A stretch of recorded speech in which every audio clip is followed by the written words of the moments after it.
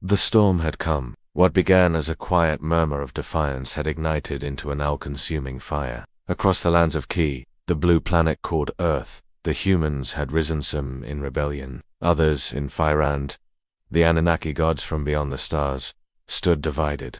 The great mission to save Nibiru had become a battleground of power, pride, and belief. The world trembled as brothers became enemies. Enlil, Lord of Command, rallied his loyalists. He declared the uprising an abomination, an insult not only to Anunnaki order but to divine law itself. His faction, armed with devastating weapons of frequency, plasma, and sound, sought to crush the rebellion before it could spread further. The humans must be reminded, Enlil thundered, that gods do not kneel to their own creations. On the other side stood Enki, scientist, creator, and protector. He had watched his children grow, and awaken. He had taught them how to live, how to listen to the stars, how to question. Now, he stood against his own kind, not with pride, but with sorrow. He did not seek war, but he would not allow another massacre. The war began in the skies. Above the ancient city of Yor, two Anunnaki skyships, unleashing bolts of crackling energy that tore through clouds and scorched the earth.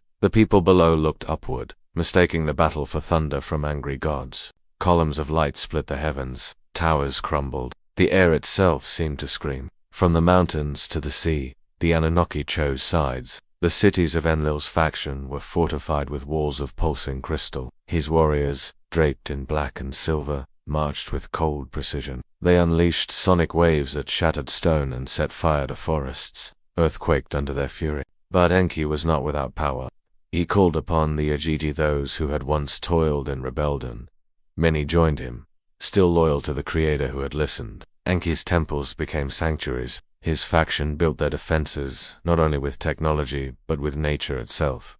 Rivers were redirected, storms were summoned, Earth's creatures were protected by his hand. In the marshlands, Enki's forces lured Enlil's armies into flooded terrain. Great beasts, once docile, turned savage under Enki's command. In the desert, illusion fields confused enemy scouts, bending light and sound until they turned against their own. The war was not just one of fire, it was one of wits, of manipulation, of ancient knowledge. Humans fought too, armed with weapons passed down by sympathetic Anunnaki. They defended their homes. Some tribes allied with Enki's followers, seeing him as the father of mankind. Others, fearing retribution, sided with Enlil, hoping to survive by serving the stronger god. The war spared no one. Temples were the once beautiful ziggurats of Veridu and Nipper became command centers and battlegrounds. The divine music of the Anunnaki, once used for healing and harmony, was now weaponized resonance, turned to destruction.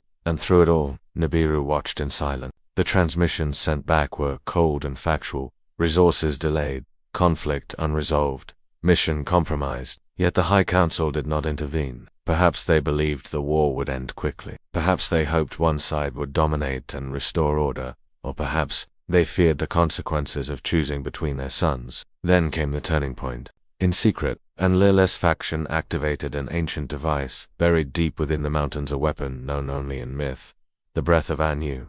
It was a bomb, not of flame, but of vibration. When detonated, it did not explode, it unmade. Cities disintegrated without fire. Time fractured. The land became warped. The city of Shurupak was the first to fall. One moment it stood a thriving hub of humans and Anunnaki alike. The next, it was a crater of silence. No ruins, no survivors. Only glassed earth and flickering echoes. The humans who saw it wept and fled. Even the Anunnaki hesitated. The weapon had gone too far. Enki, enraged, made a choice. He had long resisted. He summoned the ancient codes of protection, binding spells woven from math, music, and matter. He activated the Ark of Life, a crystalline vessel storing the DNA of Earth's most vital species. If the world was to be undone, he would preserve its essence. He had seen this once before, on other worlds ravaged by war. He would not lose Earth. But even Enki could not stop what came next. As retaliation, Enlil's forces shattered the ice caps. Massive floods surged across continents, tidal waves swallowed cities, mountains fell into the sea. It was not war, it was cleansing, a divine purge. The deluge, remembered later as myth in every culture, had begun. But in the chaos, Enki moved. He found one of his most trusted humans, a man known later as Ziusudra, instructed him to build a vessel, not of wood, but of frequency, a craft designed to float above the flood, carrying his family and samples of life. He would become the seed of a new beginning. The war had ended, not with victory, but with silence. The floodwaters receded, the cities were gone, the humans were scattered, the Anunnaki, shattered by their own hand, stood among the ruins of their legacy. Enlil, now remorseful, looked upon the desolation with horror. Enki, weary and wounded, held only fragments of hope. Their war had saved no one. And Earth, once a paradise of possibility, had become a graveyard of gods.